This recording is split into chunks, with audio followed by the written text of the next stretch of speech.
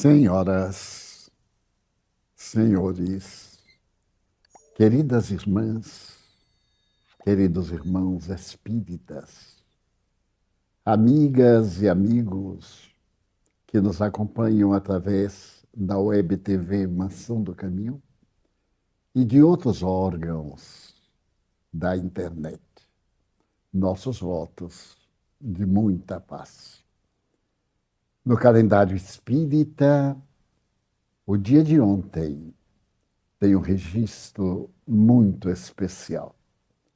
Trata-se daquele instante quando, no dia 5 de outubro de 1949, na Federação Espírita Brasileira, na Avenida Passos, no Rio de Janeiro, foi firmado o Pacto Áureo. Trata-se de um momento de alta significação para o nosso movimento nacional, a posteriori para o movimento internacional. Desde os anos 20 e talvez um pouco antes, os líderes espíritas preocupavam-se com o surgimento de instituições por pessoas não necessariamente preparadas para divulgarem a doutrina espírita.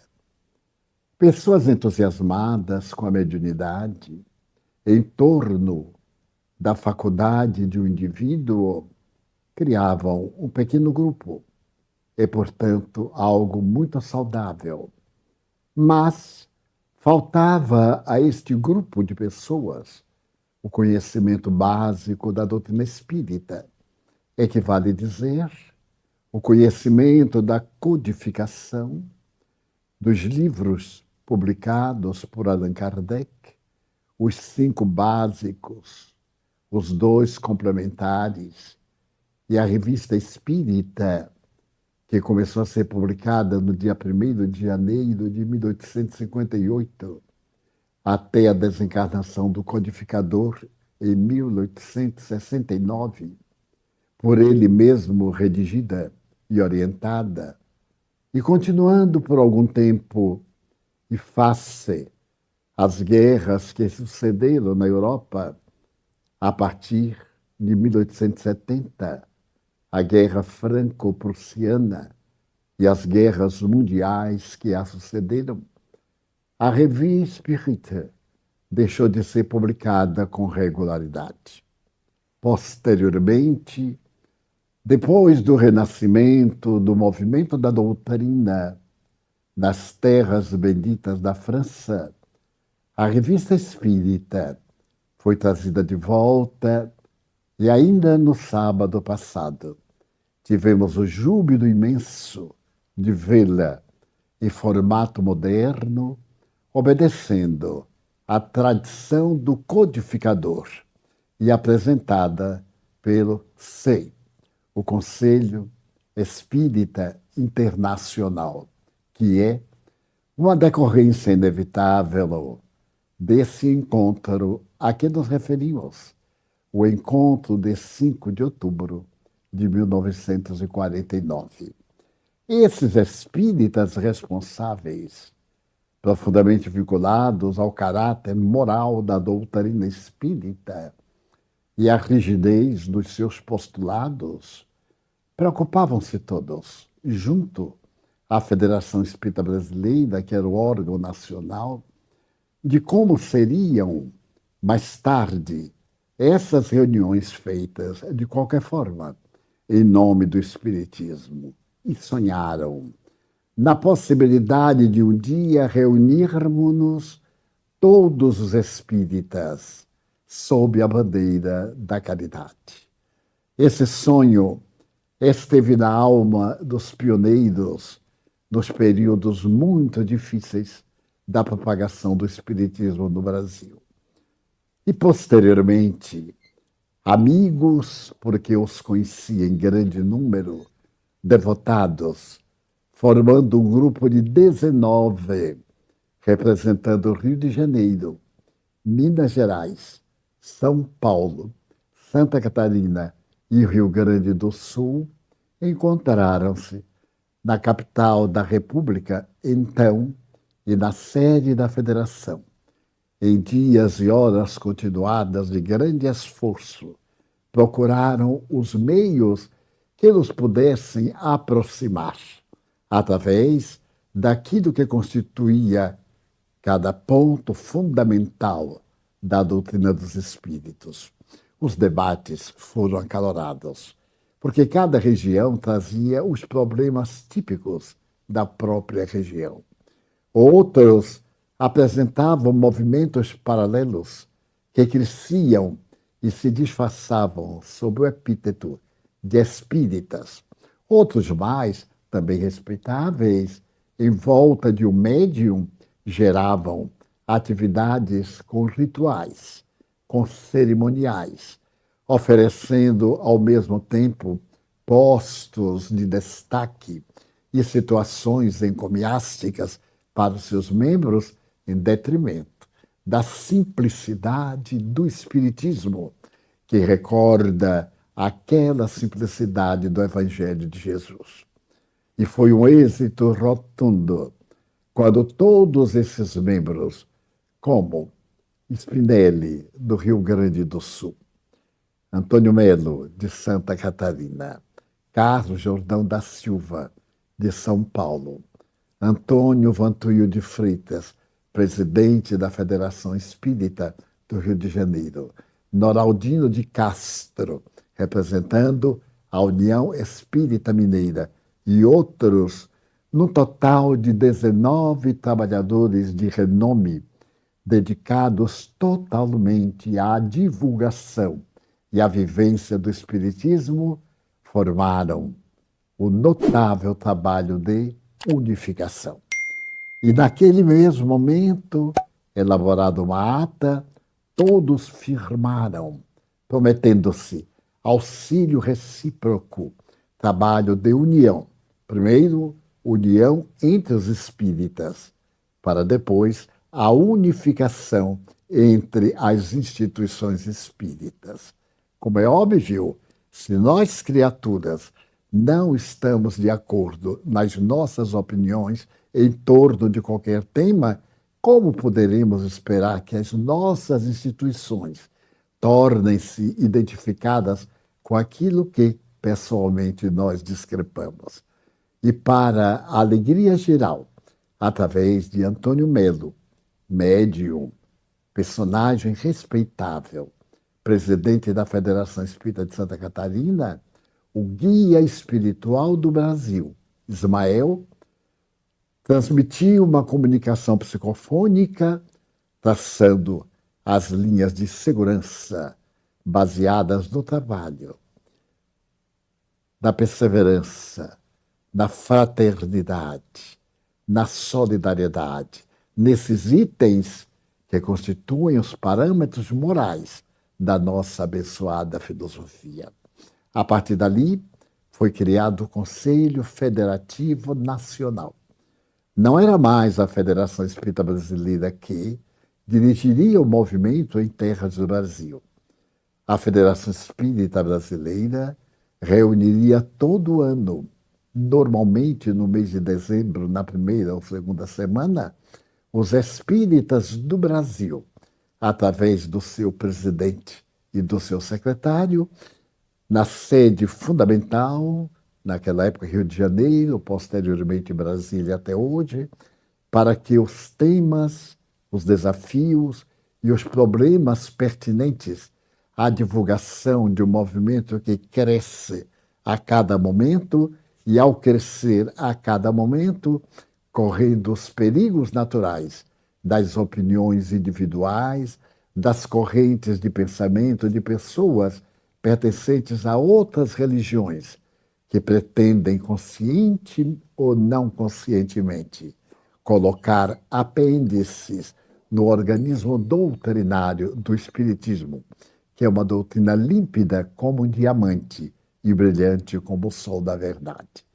Então, a partir daquela data, reúnem-se os espíritas do Brasil. E nos últimos anos, todo o país inclusive os antigos territórios hoje transformados em estado, para debater durante 3 dias, sexta, sábado e domingo, inclusive, os temas que dizem respeito às nossas preocupações.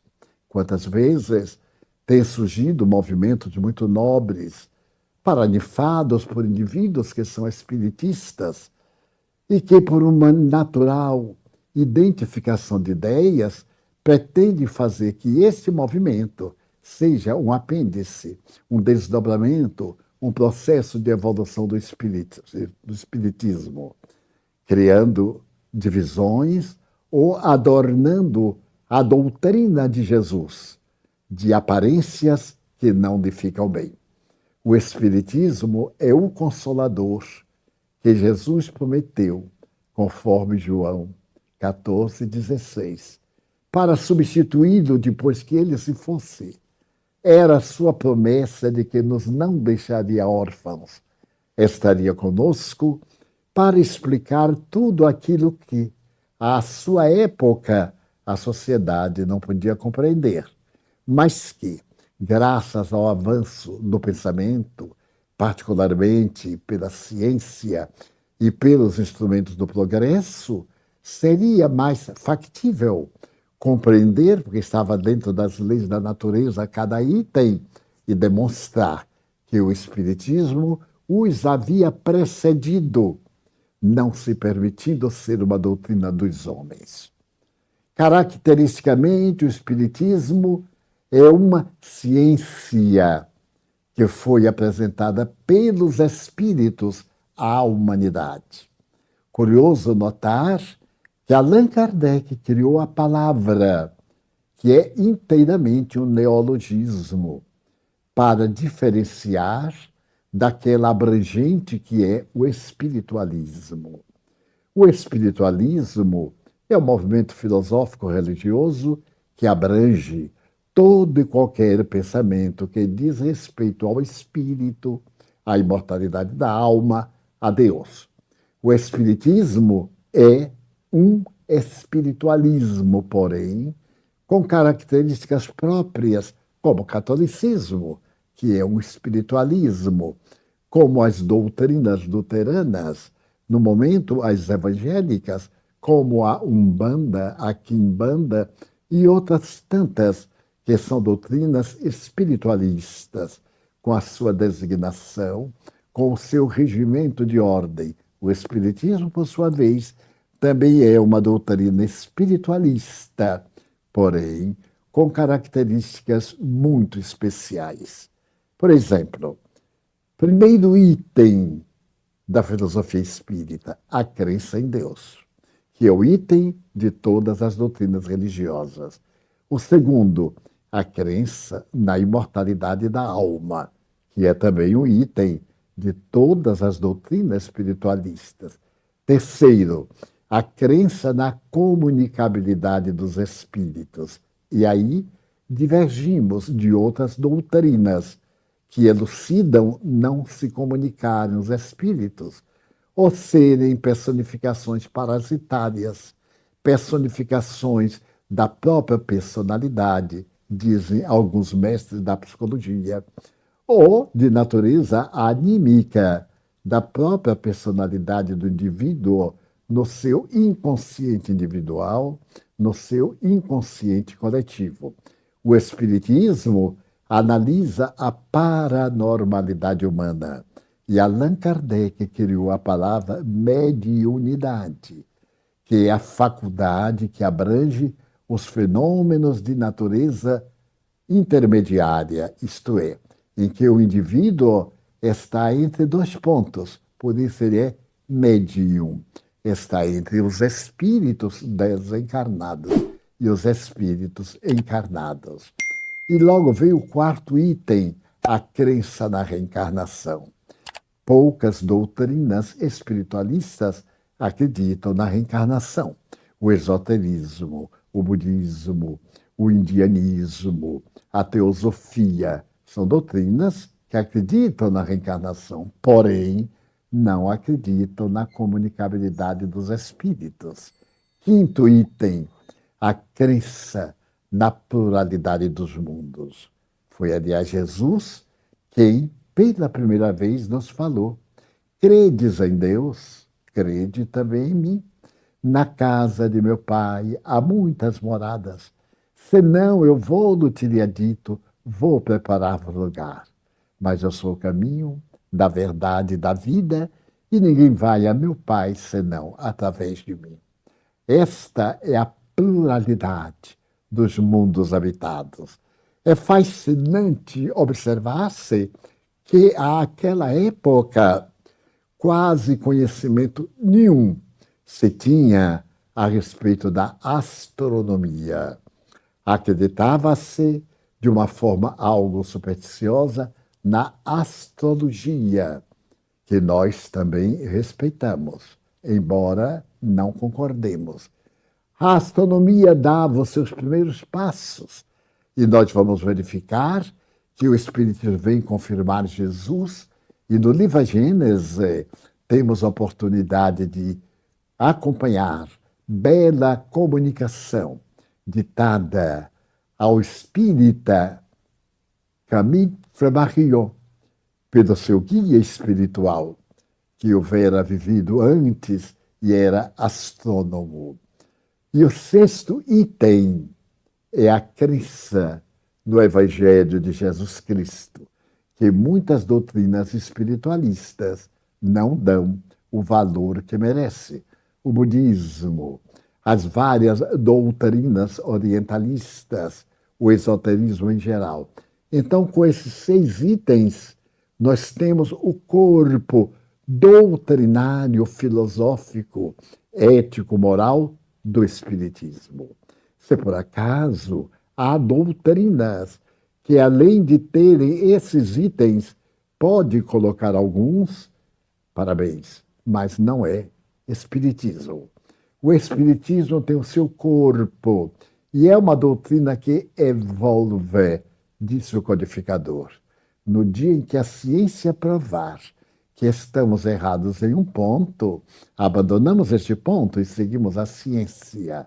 Mas até hoje, a ciência não pôde apresentar nenhuma falsidade, isto é, nenhum ponto falso no corpo doutrinário, filosófico e científico desta doutrina extraordinária. Dessa forma, faz-se indispensável para ser-se espírita que se conheçam essas bases enumeradas em 6. Existem outras secundárias. E, ao mesmo tempo, se conheça a parte prática, que diz respeito à ciência espírita. A ciência espírita é a prática experimental. Não é uma doutrina apenas teórica, porque todos estes contributos de natureza filosófica saíram da prática da mediunidade.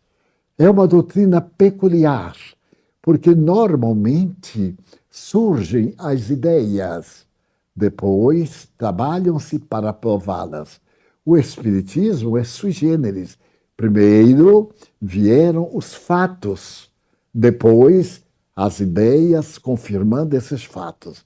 Nas reuniões, nas residências parisienses, londrenses e etc., a mesa que saltitava, o médium que estava em transe, médiuns em transe mediúnico, ou médiuns em transe hipnológico, diziam: nós somos as almas dos indivíduos que viveram na Terra e que estamos voltando, porque a morte não existe.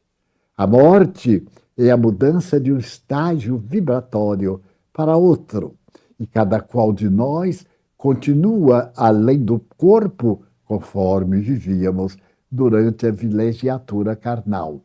Por outro lado, asseveram: somos felizes ou desventurados, porque a vida física é nada mais, nada menos do que um período que vai do berço ao túmulo, mas a vida precede ao berço e vai muito além do túmulo.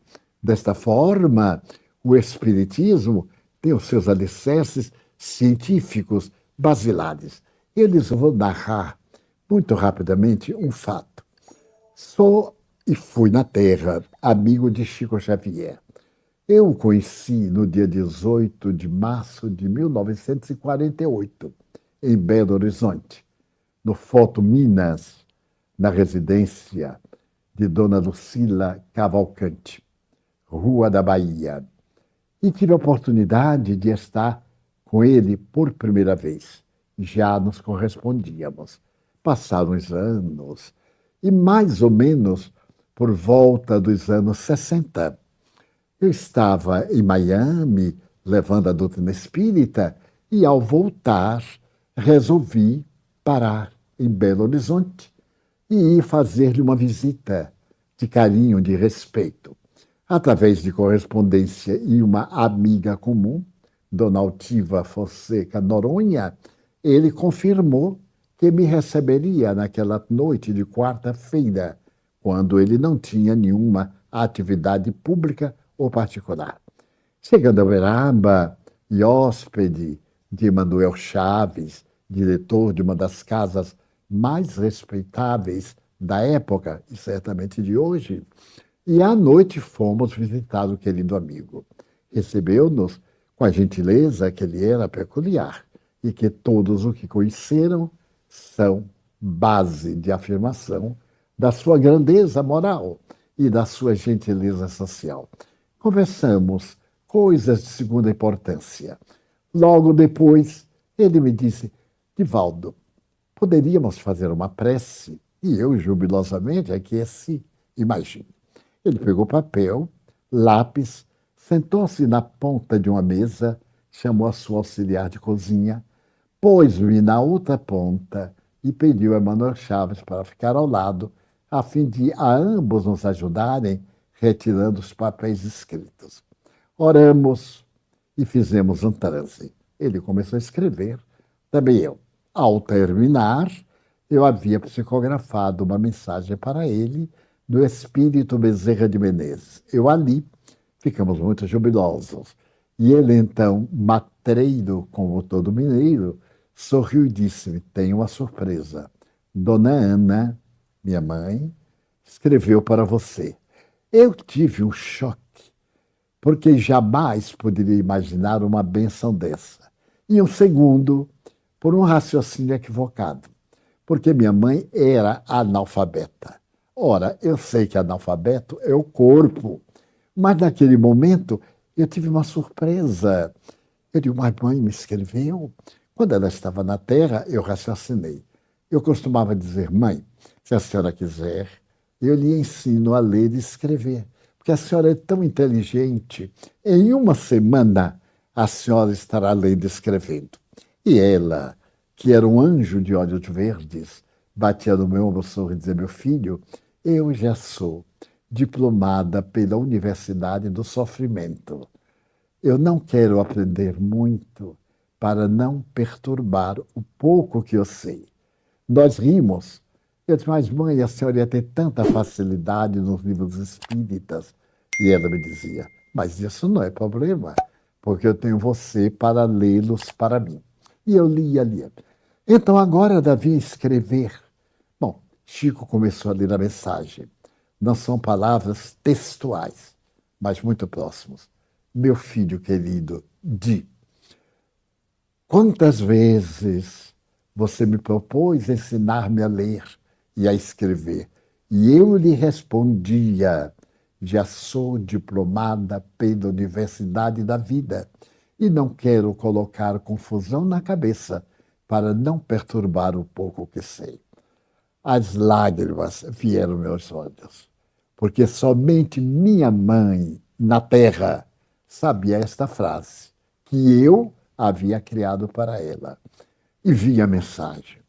Acompanhei o meu filho, e depois de 30 páginas escritas a lápis, ele dizia: quando voltar, abrace Genésio, meu irmão mais velho. Mande notícias para Otília, minha irmã mais velha.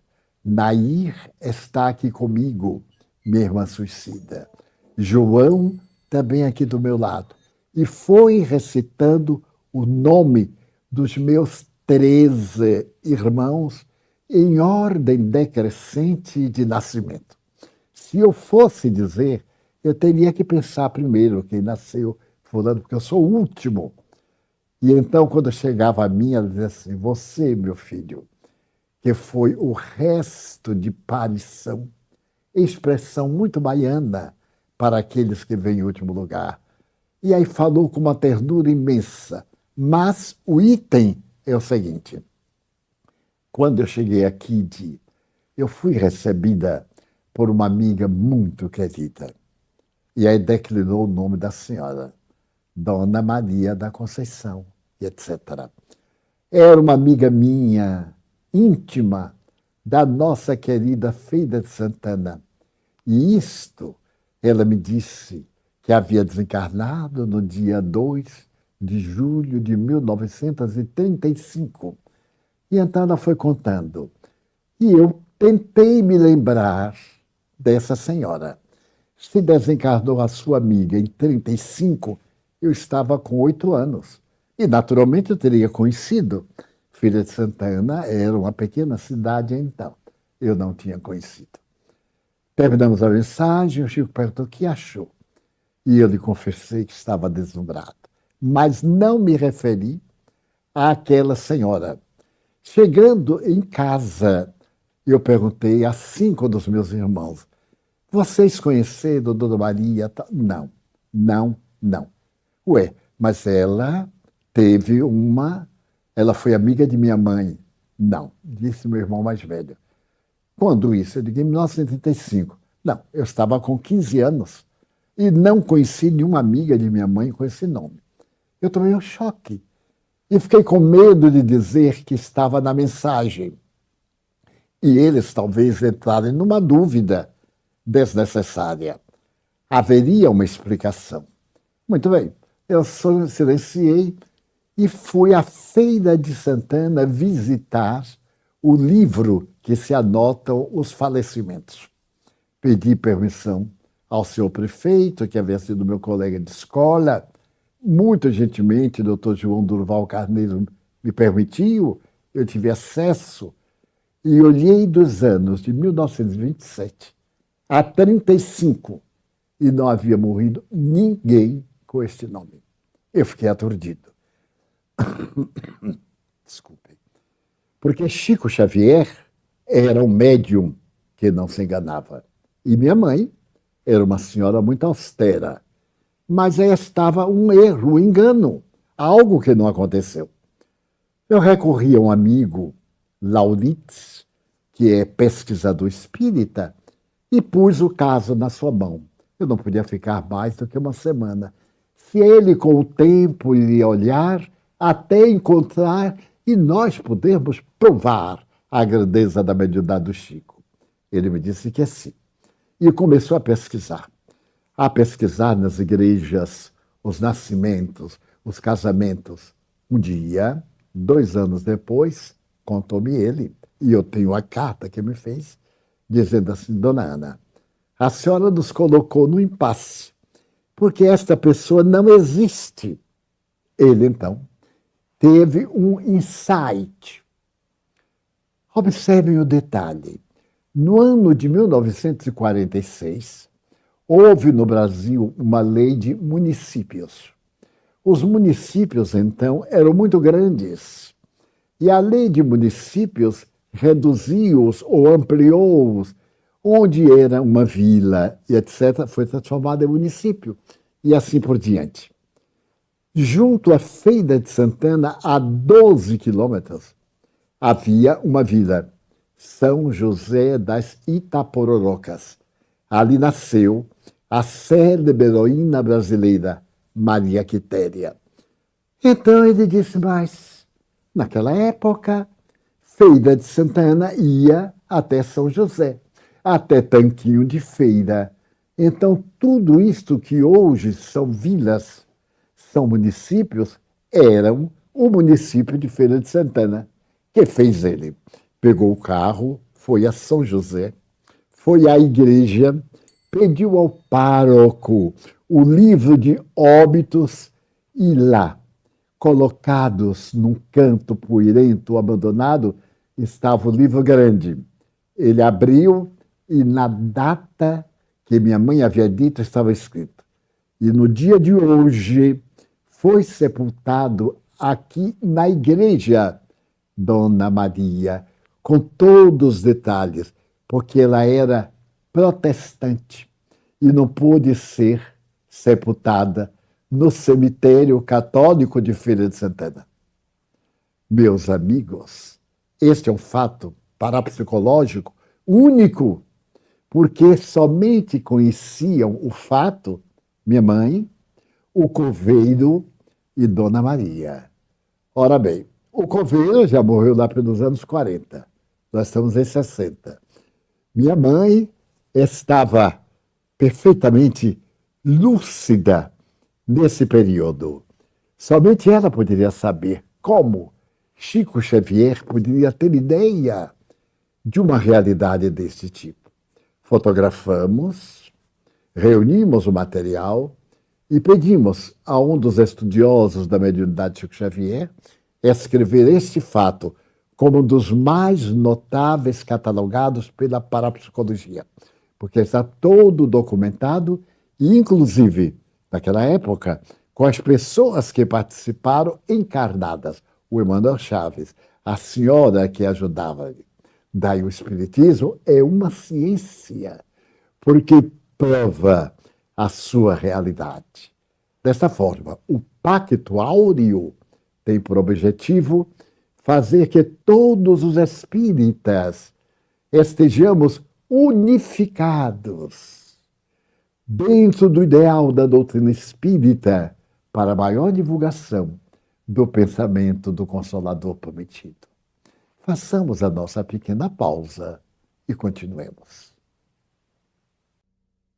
Como era natural, neste país continental, uma unificação de entidades que hoje chegam já oficializadas a mais de 11 mil pela Federação Espírita Brasileira e acreditamos em mais de 15 mil não filiadas à federação, encontrou algumas resistências.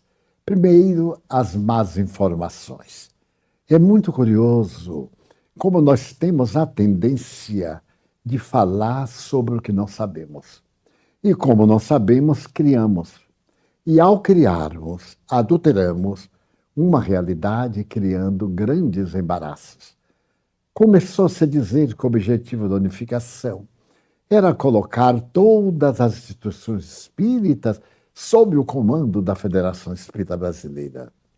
Não tem o menor, o mínimo fundamento.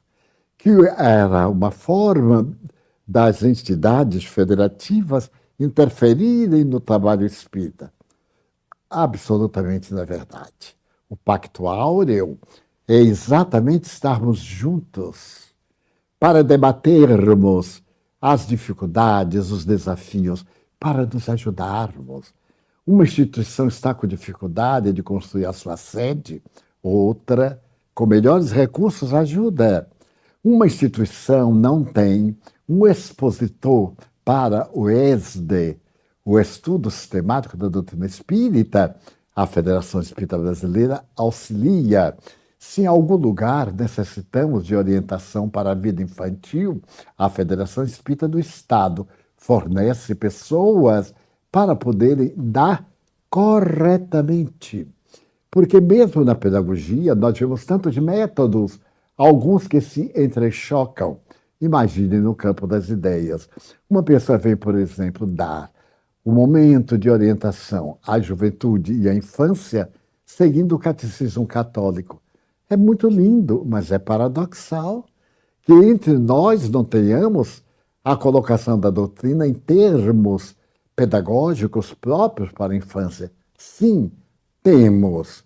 E já estamos cuidando de atender a criança no ventre materno, a criança recém-nascida, a criança na pré-infância, na infância, na segunda infância, na adolescência jovem, e assim seguindo aos adultos. aqui em nossa casa, muitos dos nossos meninos da evangelização são encarregados de tarefas de alta responsabilidade aqui em nossa casa. Estão conosco há mais de 30, há mais de 40 anos. O objetivo é de preparar-nos. Eu me recordo de Leon Denis, quando enunciou esta frase muito grave: o Espiritismo será o que dele os homens fizerem. Ora bem, eu tenho a doutrina dos espíritos, mas se eu a aplico equivocadamente, eu, criatura humana, eu a conspurco, eu a deturpo, e nós vamos ver verdadeiras máscaras em nome do Espiritismo.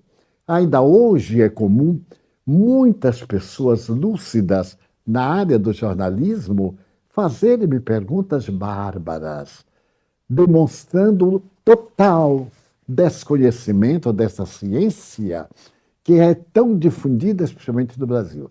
Senhor Franco, o senhor é espírita de mesa branca ou de mesa marrom? Eu sorrio e digo assim: olha, nós não temos mesa. E quando temos uma mesa é para apoio. A mesa é marrom porque é invernizada. Mas não porque tem o espiritismo alto, tem o espiritismo baixo, que é a Umbanda. Eu digo, o senhor está mal informado. A Umbanda é uma organização espiritualista criada no Rio de Janeiro por volta de 1927 ou um pouco mais, por um homem extraordinário. É uma organização respeitabilíssima, que tem muitos itens que também nós temos, mas tem o seu próprio corpo doutrinário.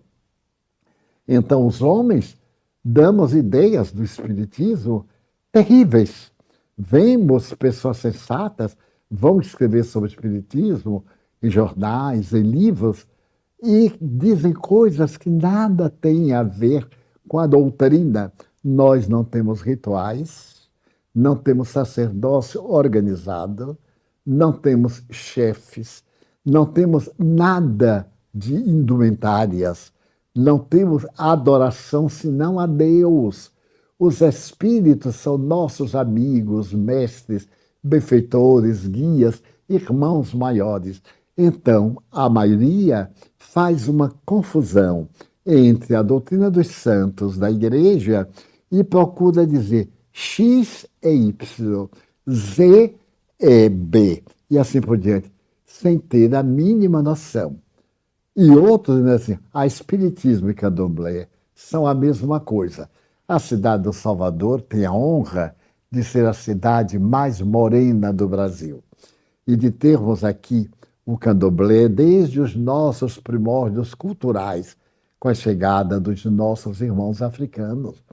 Nós respeitamos com um carinho imenso e sou amigo pessoal de muitas senhoras mãe de santo, como foi Dona Menininha do Gantuá e outros, mas as pessoas parecem um prazer em deturpar. O objetivo da unificação é fazer que o centro espírita esteja preparado para desempenhar a tarefa espírita que lhe cabe.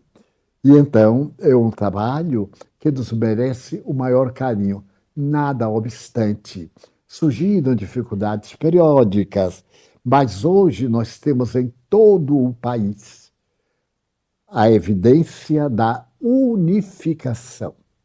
Note, unificação, não é unidade, porque cada um tem o seu hábito. Não podemos ser uma unidade, temos que ser unificados, unidos na tarefa do bem. Então, a unificação nos merece um grande respeito. Certa feita, um grupo de espíritas dedicados ao bem optou por ir à cidade de Uberaba, porque estava vendo disparates em nome da unificação. Dr. Bezerra de Menezes, esse anjo do mundo que havia lutado pela unificação em 1895, quando foi nomeado presidente da Federação Espírita pela segunda vez, que procurou unir os chamados científicos e os místicos ou religiosos, espíritas, porque nós não temos sobrenome, não temos sobrenome assim, nós somos espíritas de tal, nós somos espíritas. Alguns ainda me dizem, mas volta a ser espírita kardeciano. Eu digo, não existe espírita kardeciano, existe espírita, porque se há o espiritismo kardeciano, há um espiritismo não kardeciano. E isso é uma divisão. A casa dividida rui. E os espíritos têm lutado para que estejamos unidos. Se nós temos ideias, coloquemos as ideias, mas não nos dividamos, auxiliemo-nos, mas não através de lutas, através do amor, da misericórdia, da paciência, porque essa doutrina dos espíritos eles comunicam onde querem e quando lhes é possível. É como no diálogo de Jesus com Nazareno, ou melhor, Jesus com o grande Rabi. Os espíritos se manifestam como o vento. Ninguém sabe de onde vem nem para onde vai. Assim eles vêm para trabalhar na planificação. Mas voltemos ao assunto. E resolveram ir ouvir Dr. Bezerra de Menezes através de Chico Xavier, que não está a par, ou não estava, suponho, dessas dificuldades entre grupos, entre cidades, entre pessoas. E Dr. Bezerra de Menezes deu uma mensagem exemplar. Unidos somos força. É aquela mensagem do feixe de varas que Jesus nos deu. O feixe de varas é potente, não pode ser arrebentado. Uma vara, qualquer pessoa quase arrebenta. 2, 5, mas um feixe de varas é muito difícil de ser arrebentado. A sós, à aventura, podemos tomar caminhos que não correspondem à grandeza da nossa amada doutrina. Mas, se nós estamos unificados, e eu me engano, e muitas vezes, alguém com bondade diz assim, olha, Edivaldo, você se enganou em tal parte. Porque é assim que age o cristão. É assim que age, aliás, o cidadão. O homem de bem. O homem de bem é bom, é nobre, palavras de Allan Kardec.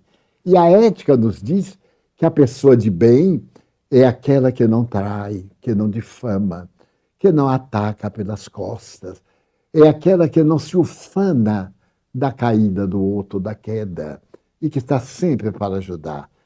Então, se algum de nós não está correspondendo, por que a inimizade? Porque a base da nossa doutrina é o amor. E fora da caridade não tem salvação. Ah, mas isso é uma questão religiosa. Não. É uma questão ética, sociomoral. É uma questão de cidadania. Nós estamos fazendo todos a maior campanha contra qualquer tipo de preconceito. E nos inimizarmos por opiniões é pior do que preconceito, porque é um divisionismo perturbador. Desse modo, temos como guia no movimento de unificação essa mensagem do Dr. Bezerra de Menezes. Por intermédio da minha psicofonia, ele já deu mais de 30 mensagens no Conselho Federativo Nacional.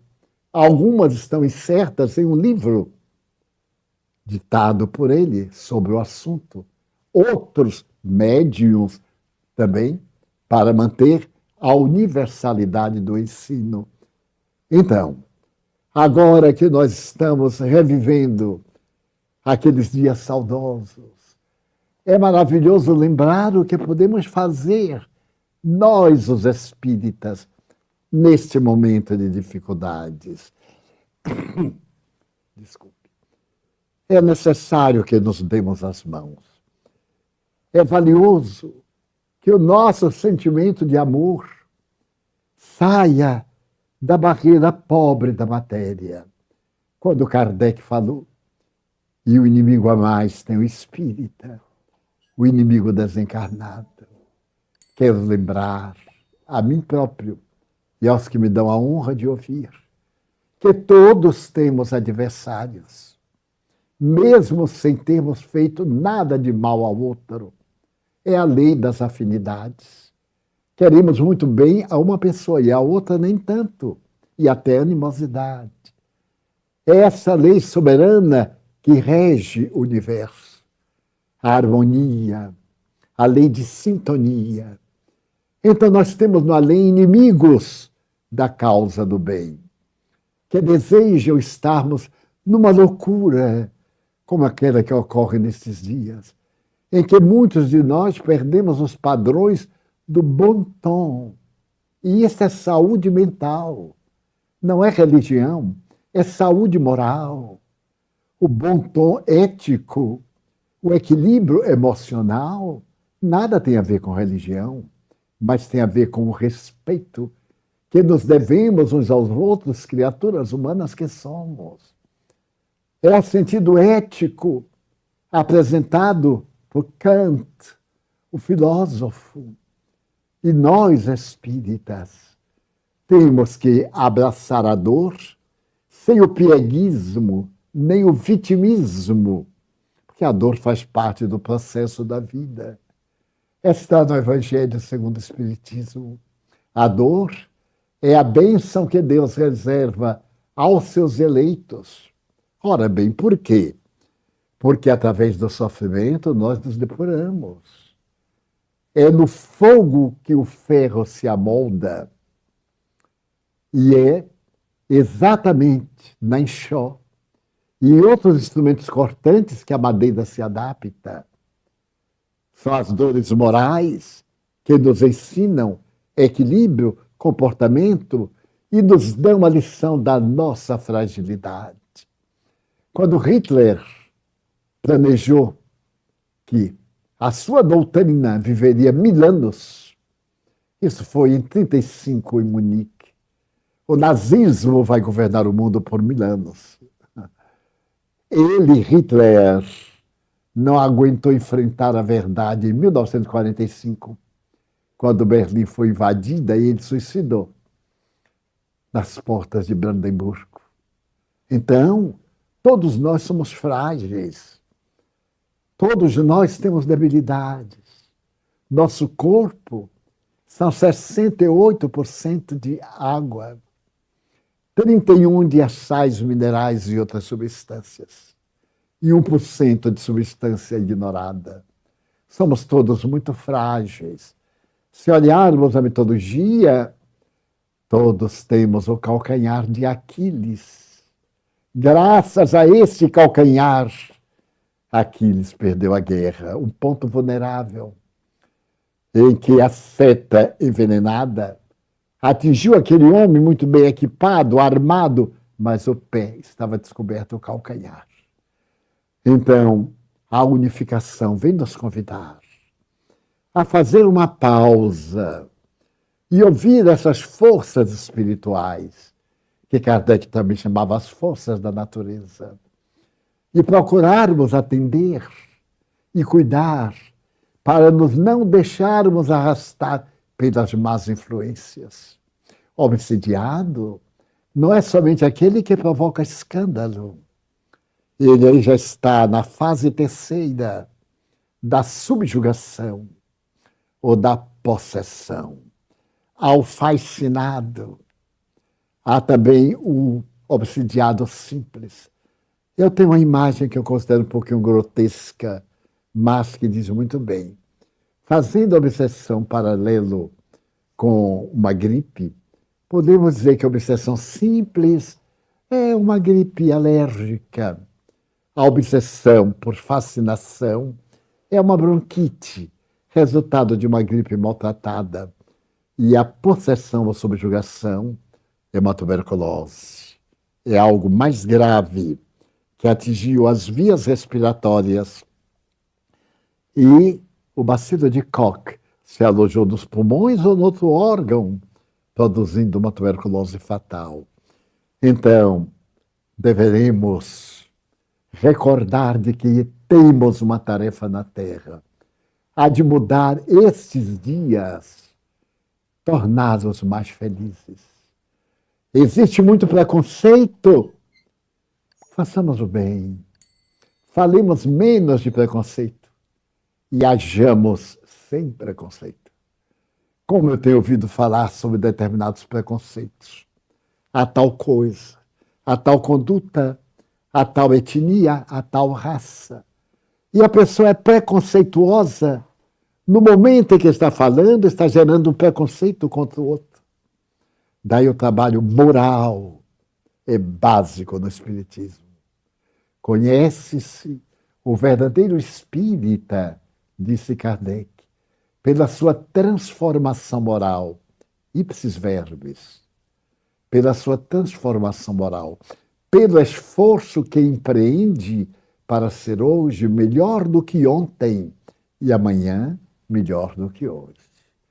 Então, o Pacto Áureo, a Revista Espírita, são também calcados no Evangelho de Jesus, na doçura do Sermão da Montanha, o mais notável hino de louvor à vida que se conhece, ou na grande oração simples de São Francisco, ou daquela outra oração a respeito da irmã Lua, sem esquecer da irmã Morte.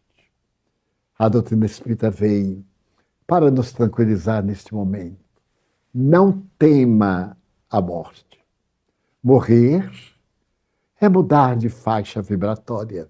Nós continuaremos. Nós reencontraremos. Perguntou-nos uma pessoa em desespero ontem, desejando suicidar-se, porque seu cão de estimação havia morrido. E eu lhe disse, você suicidar-se, você nunca mais verá o seu cão. Mas por quê? Porque ele vive. Ele mudou somente de indumentária. Ele vai acompanhar o seu coração afetuoso.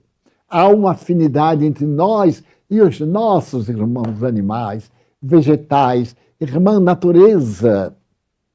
O Espiritismo nos faz elos uns dos outros até o momento da perfeita união com Deus. Por isso que, nos dias da atualidade, quando tantas aflições nos sitiam, e olhamos para um lado e outro e vemos a solidão, marchamos em soledade. Se buscarmos Jesus, não estaremos a sós. Eu não vos deixarei a sós. Estarei convosco até a consumpção do tempo.